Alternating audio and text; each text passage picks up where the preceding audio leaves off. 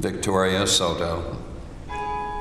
The names of the 20 students and 6 educators killed at Sandy Hook Elementary School 10 years ago were read aloud during a remembrance mass at St. Rose of Lima Church in Newtown Wednesday. Benjamin Wheeler.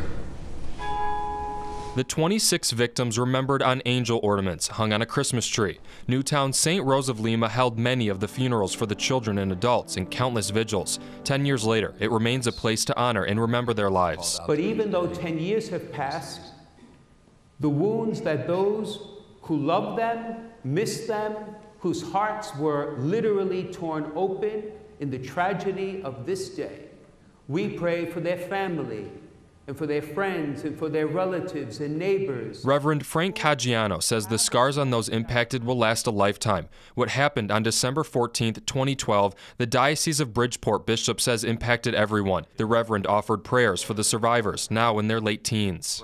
We think tonight of those who were the first responders on that day of such great sorrow and suffering.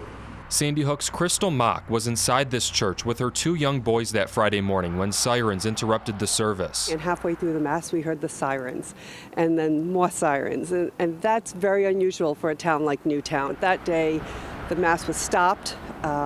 The children had to lock down in church.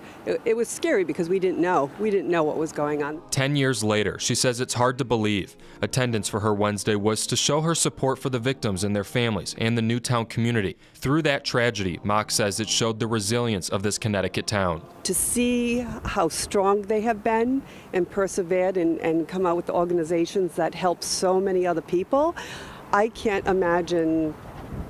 I just can't imagine doing that as a mother that lost a child. A decade since the Sandy Hook shooting, Monsignor Robert Weiss says the church is a reminder of what happened and the growth that's come since. And I thank for each one of you tonight who brought that light to this church. You just remind us that even in the worst of times, there is reason to hope, there is reason to continue on. Now, one message we've heard a lot this week is there's more to be done. Now, following that shooting, Connecticut enacted stricter gun laws. Many are calling for the country to follow our state's lead to prevent other families and communities from having to suffer like Connecticut did. In the studio, Tony Black, Fox 61 News.